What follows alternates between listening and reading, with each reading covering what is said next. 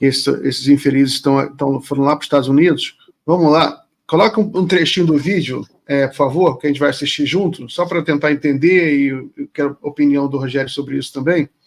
É o vídeo, coloca aí, primeiro do Eduardo Bolsonaro, com a galerinha dele lá em Washington.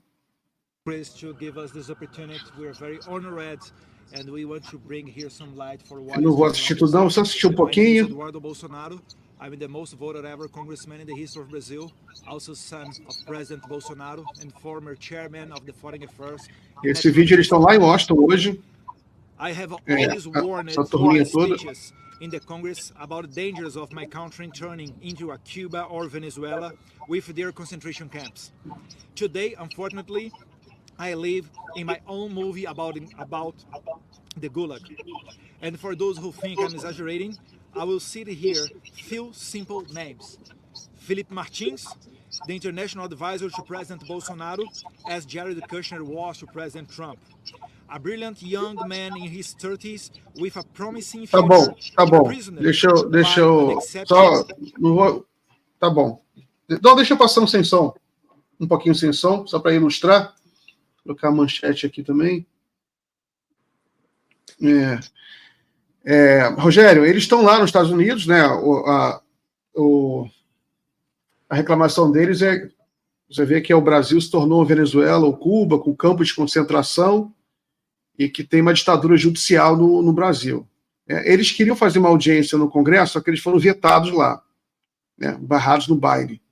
Aí eles fizeram essa coisa na rua aí, essa coletiva de imprensa. Não foi imprensa nenhuma, pelo jeito, né? Só tem eles mesmo se filmando, né? Mas qual é a avaliação que você faz? Mas é uma coisa grande, porque é uma comitiva grande. Você vê, tá todo mundo aí. Não vai nem ficar... Toda aquela galerinha tá aí. Miguel, o discurso, sob o ponto de vista da racionalidade, ele é aviltante, porque ele não guarda nenhum tipo de verossimilhança com a situação real do país. Seja em relação à ideia de uma semelhança com Cuba ou com a Venezuela, e eu não estou analisando aqui se é meritório ou demeritório ser parecido ou não com Cuba ou com a Venezuela, mas o Brasil é uma outra dinâmica, é um outro país, uma outra frente que possibilitou a vitória do presidente Lula nas eleições de 2022, inclusive com a participação de muitos setores ligados ao empresariado, ao agronegócio, ligados aos setores exportadores.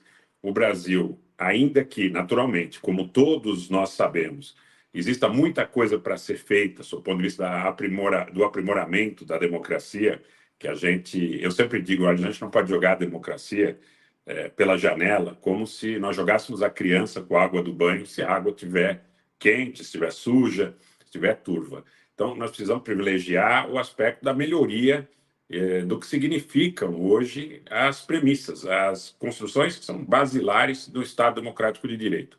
Mas a gente está muito, se bem críticas são admitidas, a gente está muito longe de uma ditadura judicial, a gente está muito longe de qualquer tipo de semelhança com Cuba ou Venezuela, muito longe de um cenário de restrição de liberdades, porque é difícil. Se eles evocam a questão das liberdades para que, em algum momento, sejam ceifados os dados mais importantes que permitem esse debate contraditório, quer dizer, eles estão usando a democracia para pregar contra a democracia. Em última instância, algo absolutamente, eu diria quase vexatório. Mas existe um público importante que ouve esse tipo de discurso, que compartilha, que acredita. Então, a grande disputa que a gente tem que fazer é a disputa pela formação, e isso eu venho dizendo desde o tempo da Lava Jato. Se você me perguntar em que modos, eu não sei dizer, porque ninguém talvez tenha a fórmula mágica, mas de alargar a formação cívica e política da população brasileira para que não fique suscetível a esse tipo de discurso. Se servir como consolo, quer dizer, é um fenômeno mundial. Nós assistimos isso em Portugal recentemente, os resultados da eleição em Portugal nos fazem acreditar que é um fenômeno que já acontece também no continente europeu há muito tempo. Nós temos o Orbán na Hungria, nós temos um governo na Polônia também de extrema-direita, ainda que uma extrema-direita que confronta, né, essa extrema-direita do Orbán, Javier Milei na Argentina. Mas eu acredito que se nós olharmos para o fenômeno brasileiro, nós precisamos urgentemente investir na formação cívica e política da nossa população, para que essa população não seja suscetível a esse poço de disparates, de bobagens, de coisas absolutamente inadmissíveis. Nós não somos Cuba, nós não somos Venezuela. Na eleição, muito se dizia que aqui nós iríamos comer cachorro. Eu ouvi muito isso em ambientes, até de pessoas com uma formação acadêmica teoricamente razoável, pessoas de classe média, pessoas teoricamente bem informadas, dizendo que nós iríamos nos transformar em Cuba, na Venezuela ou na Argentina, que, né, então era governada pelo Fernandes, e que isso aconteceria muito rapidamente em função da deterioração de certas premissas. E aí toda aquela conversa que eles reiteram do banheiro unissex, do kit gay, do cabelo azul, essa coisa toda da guerra cultural que Steve Bannon e Timon patrocinam desde a época do Brexit. Quer dizer, isso é um fenômeno global, Miguel. Nós precisaríamos nos debruçar sobre isso, inclusive com auxílio de gente em outros países, em outros cenários. O presidente Lula vem falando muito sobre isso, que esteja disposta a defender as premissas que são mais do que as premissas da democracia, são as premissas que advêm do período pós-iluminista, são os princípios da civilização. Esse pessoal quer que nós retroajamos para 500 anos aí, ou 600 anos atrás. E eu acredito que não é um bom negócio, porque aí o que acontece? É a lei do mais forte, quem pode mais chora menos, inclusive é o que eles dizem, né? Guarda o choro, não aceito mimimi. Então, o que acontece? Eles querem que nós voltemos para o período da lei do mais forte. E esse tipo de evento, sinceramente e honestamente, apesar de ter muita gente que ainda acredita nisso, me parece sobremaneira patético, né? O chororô patético dos golpistas dos Estados Unidos define muito bem. É descabido, não há nada que se possa sequer ser discutido, porque são disparates. Só uma observação sobre isso. A gente acabou de experimentar na Câmara dos Deputados a eleição de vários próceres da direita, da oposição, para posições de altíssima relevância. O PL, partido aí desses golpistas aí que estão fazendo chororô no ZEUA, acaba de ganhar a cadeira da presidência da Comissão de Constituição e Justiça, o CCJ, que é a comissão mais importante do Congresso Nacional. Que ditadura judicial é essa? Que eles têm tudo. Né? Eles têm o Congresso é conservador, o governo não pode aprovar nada, nenhuma lei de costumes revolucionária. O Brasil não tem nada a ver com Cuba. O Brasil tem eleições regulares, município, Estado, presidente, tem a tripartição de poderes. É realmente muito patético. E agora, é o que restou para eles, né? É o que restou, essa narrativa da vitimização, da ditadura judicial, é a coisa que restou para eles, porque eles estão acuados. Eles mencionaram o caso do rapaz aí preso, Felipe Martins. É sempre uma tragédia a prisão. Eu não sou desse que fico festejando a prisão de ninguém, entendeu? Mas o Brasil tem justiça, o rapaz pode se defender, ele tem bons advogados. Imagino até que uma pessoa com bons advogados e com uma boa e com um bom comportamento na cadeia sai relativamente rápido, né? Então, eu acho que realmente é patético. Coloca aí o vídeo do Gustavo Gaia, sem som, só para a gente ilustrar também a ilustração, porque ele é um dos mais barulhentos em relação a essa coisa da ditadura judicial, até porque ele também está na mira das investigações, né? Ele é um dos que mais atiçaram o golpe de Estado. Inclusive, ele apareceu outro dia filmando, dirigindo, mas, enfim.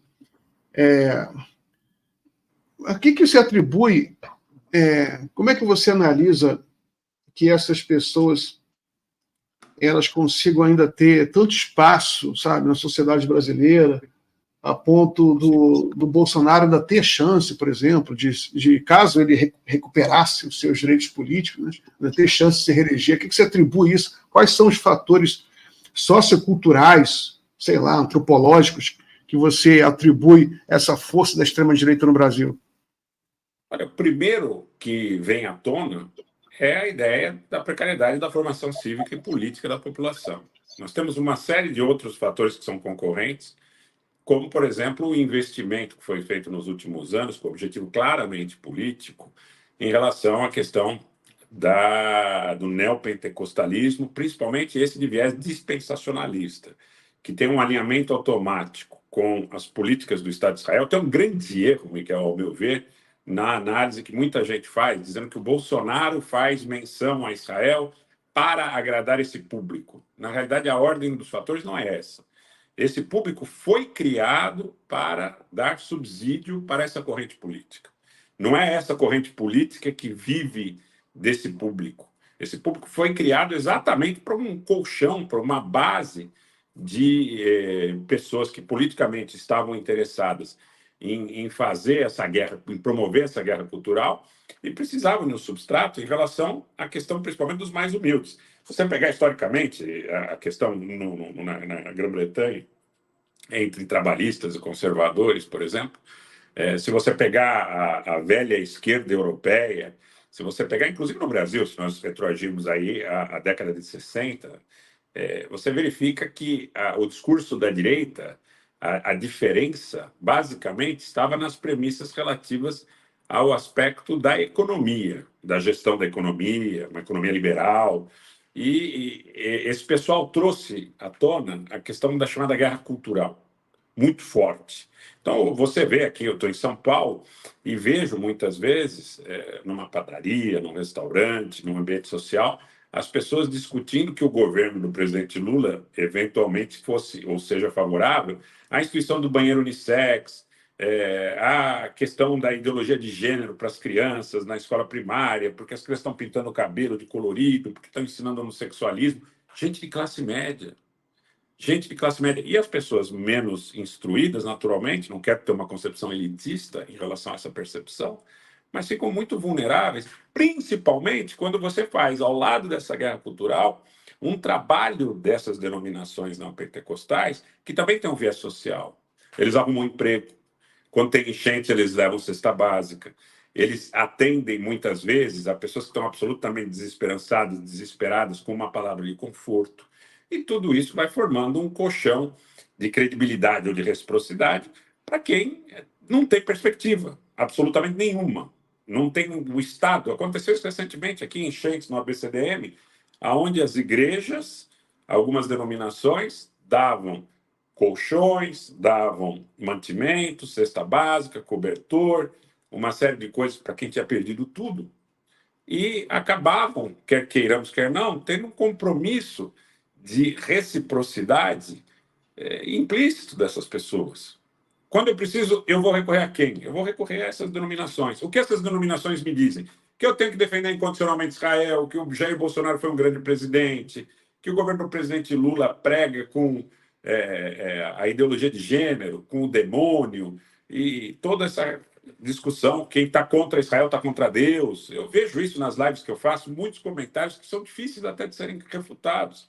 Olha, quem está contra Israel está contra Deus. Quem mexer com a menina dos olhos de Deus, que é o Estado de Israel, é uma confusão tremenda entre o Velho Testamento, os valores do antigo Israel, e tudo isso é construído de forma sistemática, além do Brasil em outros países, mas no caso do Brasil, você sabe melhor do que eu, no Rio de Janeiro a gente tem complexos nos quais, há anos atrás, nós tínhamos as bandeiras dos clubes, do Botafogo, do Vasco, do Flamengo, do Fluminense, hoje estão erguidas as bandeiras do Estado de Israel, inclusive em denominações ou em facções criminosas. Complexo de Israel, as facções que muitas vezes levam as pessoas que estão naquela comunidade a um grau de lealdade quase que compulsório a certas denominações. Então, eu diria que se nós tivéssemos que pegar no âmago, nós precisamos de uma extensa e persistente abordagem sobre a formação cívica e política da população, principalmente aqueles mais humildes. Se não for assim, nós vamos ter muito problema.